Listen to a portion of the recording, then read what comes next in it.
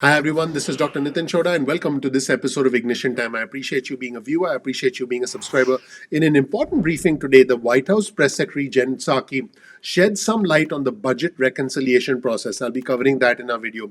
She also talked about the private negotiations that are going to take place. She did say there are some things we're simply not going to discuss in public, and I do believe the focal point of these negotiations is going to be the senator, the Democratic senator from West Virginia, Joe Manchin. There he is. Hello, Senator Manchin. It's clear that the White House needs his support to pass budget reconciliation. He did say he'll support budget reconciliation, but he is not a supporter of the $15 an hour minimum wage. So, folks, there are a lot of things going on, a lot of stuff to unpack. Let's start with this headline on your screen from Politico. And the headline reads Democrats plow ahead with the party line COVID relief package. So, the new Senate majority is not waiting for Republicans to come on board the $1.9 trillion American Rescue Plan proposed by President Biden. Here's a quote on your screen from the Senate Majority Leader Chuck Schumer, who said today, the Senate is going to move forward this week with the process for producing the next bold rescue package. I did do another video where I actually showed you all the comments from the Senate Majority Leader. This is important. He said,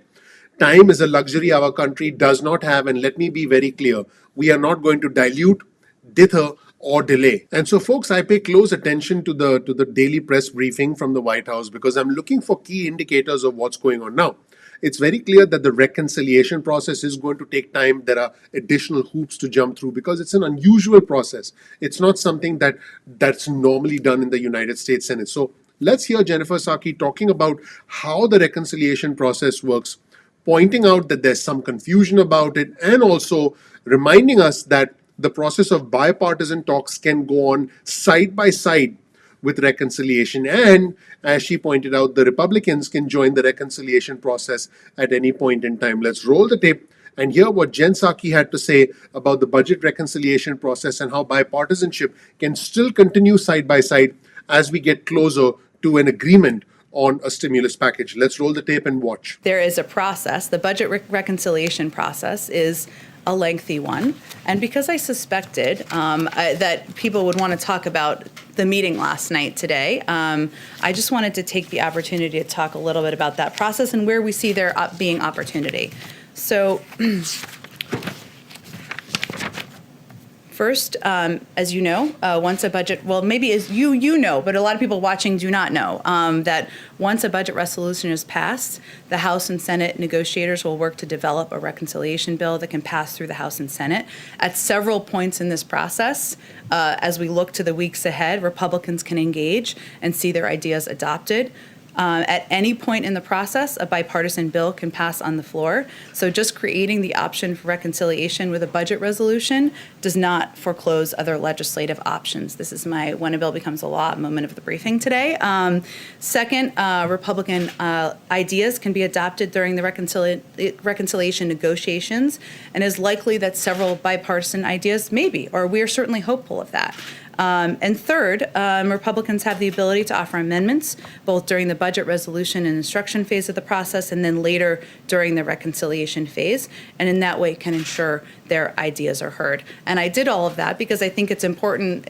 There's been some misunderstanding about how this process works, and I think there was some view that the final vote was this week. You all know that's not the case. There is some time. That's why the president is engaging, why he did with Republicans last night, Democrats today, and why he's conveyed that he would like to continue doing that in the days ahead. And so, folks, as I was recording this video, the budget resolution did indeed advance. Here's a tweet on your screen from Burgess Everett, the co-congressional bureau chief at Politico. He points out that the budget resolution advances 54-49 against. By the way, this is why the Democratic majority in the Senate matters so much. Here's what this basically means. We are going to see tens of hours of debates. Let's put up this tweet on your screen from Burgess Everett. We'll see 50 hours of debate. Some debate could be waived because, now the senators are going to talk and debate the pros and cons, which, by the way, is the way our system of government works. This is what we can expect. This is not a bad thing. This is just the way things are.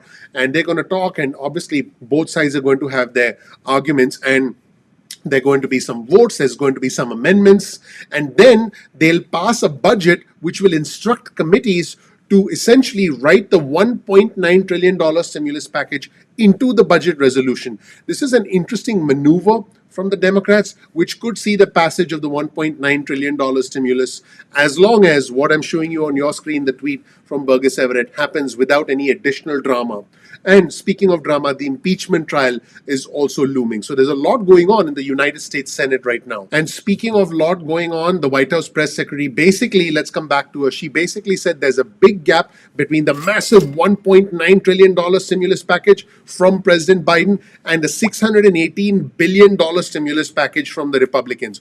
1.9 trillion, 618 billion. It's like having $3 up here and it's like having $1 down here. Pretty interesting. I have done other videos breaking down the differences between the two proposals from a stimulus check standpoint and an unemployment benefit standpoint as well. So make sure you watch those videos. In this segment, Jen Psaki says there is a gap between the Democrat and the Republican proposal. Let's watch, folks. Make sure you watch this video all the way through to the end, because in the next segment, I'll talk to you about their potential roadblock, the holdup, if you will, and why they need to talk privately. So I'll be covering that in the next video. But first, let's roll the segment from Jen Psaki, where she outlines the fact that there is quite a gap between the two proposals. Well, you're right, Mary, that I think, and this was evident in the discussion last night. It was, as we said in our readout, and I think as Senator Collins also said, it was civil, it was constructive.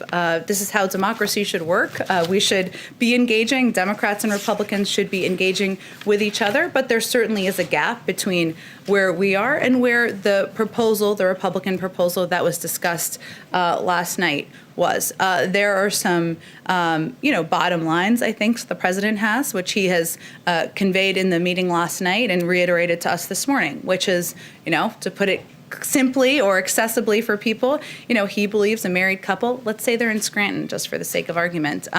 One is working as a nurse, the other is a teacher making $120,000 a year, should get a check. That's in his plan. In the plan presented by Republicans, they would not get a check. And his view is that at this point in our country, when 1 in 7 American families don't have enough food to eat, we need to make sure people get the relief they need and are not left behind.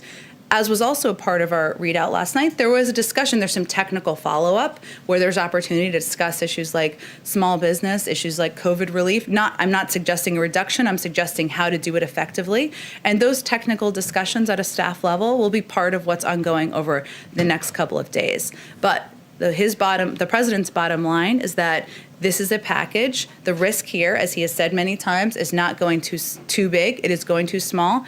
That continues to be his belief, and that's why he supports the efforts by Senator Schumer, Leader Schumer, and Speaker Pelosi to move this package forward. And finally, folks, Jen Psaki was specifically asked to comment on the opposition to the $15 an hour minimum wage from the conservative Democrat from West Virginia, Joe Manchin. You've heard me talk a lot about him today because he's an important figure in these discussions. And to be honest, Jen Psaki, I believe she sort of punted. She didn't provide a straight answer. She said we will not negotiate in public about the package, which basically means we're going to see private talks potentially between President Biden and Joe Manchin so that President Biden can get his support for the budget reconciliation. But here's the big thing.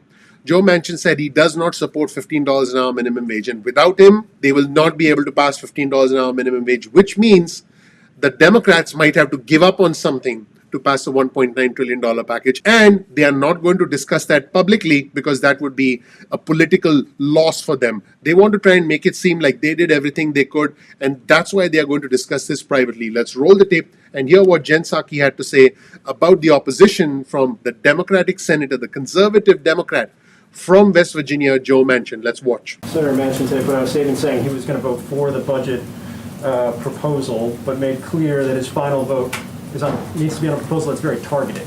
He is opposed to the $15 minimum wage. Is the $15 minimum wage a must-have for this White House in any final package?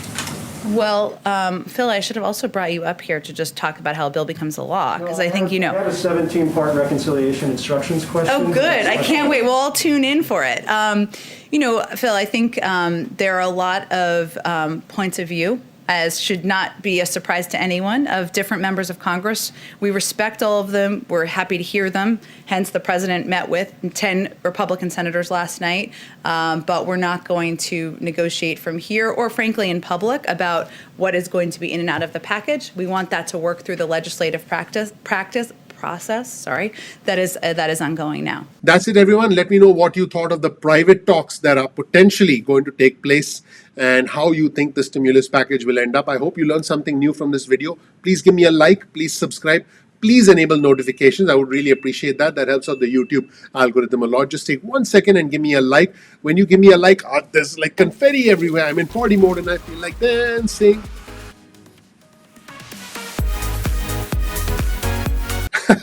I appreciate you giving me a like. I'll do anything for a like. Thank you so much. I'll see you in the next video. Bye.